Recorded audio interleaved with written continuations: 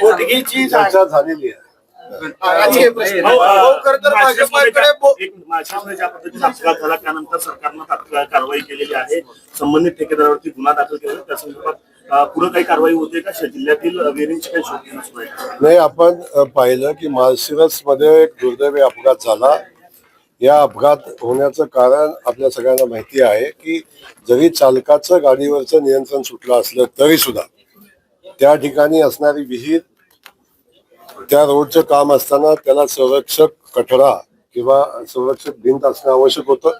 कदाचित जर ती भिंत असती तर एवढा मोठा भीषण अपघात झाला नसता आणि 8 लोकांना जीव गमवावे लागले नसते. ही वस्तुस्थिती आहे.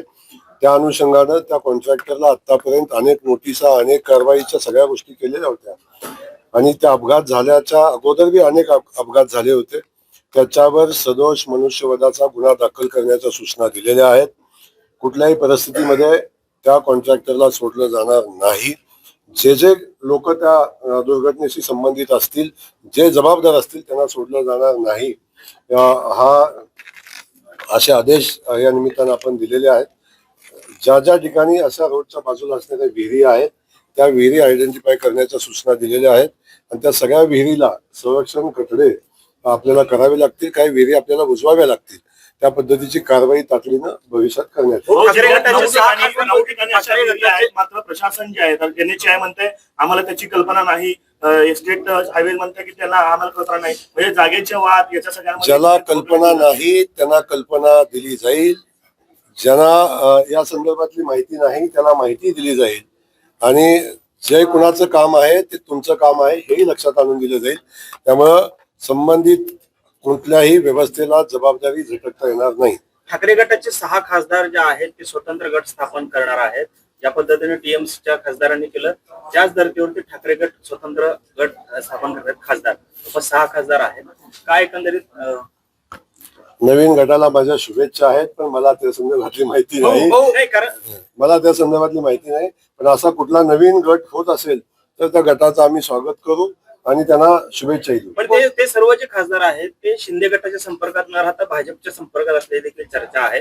कुठेतरी आगामी बिलाच्या अनुषंगाने म्हणजे जे डिनोटिफिकेशनचं बिल पडलं ते कुठेतरी पुन्हा एकदा आणण्यासाठीची ही सगळी रचना आहे का? आता मी खूप छोटा कार्यकर्ता आहे, जिल्हा लेवलचा आहे. राष्ट्रीय पातळीवर काय घडामोडी राजकीय चालतात याची मला कल्पना नाही.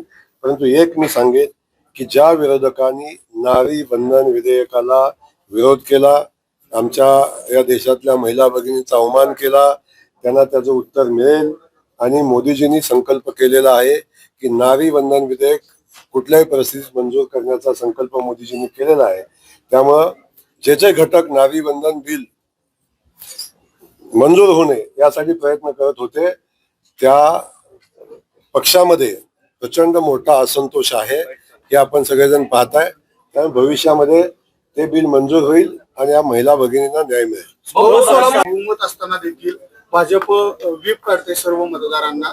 कुठेतरी भाजपची काय कारण मला एक कळतच नाही. तुमचं व्हीप काढणं ही नॉर्मल प्रक्रिया, जसं तुमचा पगार होणं नॉर्मल प्रक्रिया आहे तसं व्हीप काढणं ही एक नॉर्मल प्रक्रिया आहे. पक्षाच्या व्यवस्थेमधला हा विषय आहे की पक्षानं दिलेल्या उमेदवाराला मतदान करावं ही सूचना देण्यासाठी काढलेला व्हीप आहे आणि तो व्हीप नेहमी निघत असतो. याच्यामध्ये वेगळं कुठलंही कारण नाही. क्रॉस वोटिंगचा विषय भाजप कुणाला घाबरत नाही. कोण कुणाला घाबरत हे तुम्हीच मला सातत्याने सांगता. त्यामुळं भारतीय जनता पक्षाचे उमेदवार मतदार इंटॅक्ट आहेत. आम्ही सगळेजण एकत्र आहोत. भारतीय जनता पक्षाचं मतदान जेवढं असेल त्याच्यापेक्षा 200 अधिक मतं घेऊन आम्ही निवडून येऊ. अजिबात चिंता करू नका. एवढं कॉन्फिडन्स भाजप आणि महायुतीकडे आहे तरी विरोधक म्हणजे तुमची एवढी धावपळ का चालली आहे असं विरोधक करते? कशाची धावपळ आहे? सगळीकडे घाटी विरोधक घरी झोपतात म्हणूनच आज घरी बसायची वेळ आलेली आहे.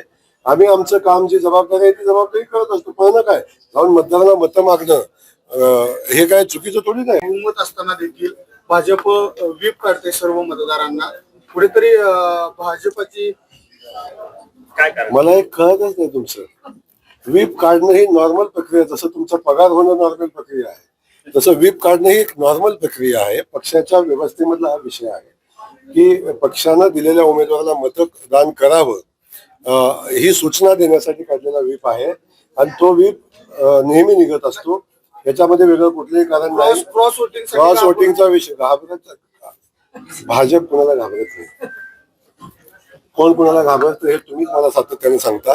त्यामुळं भारतीय जनता पक्षाचे उमेदवार मतदार इंटॅक्ट आहेत. आम्ही सगळेजण एकत्र आहोत.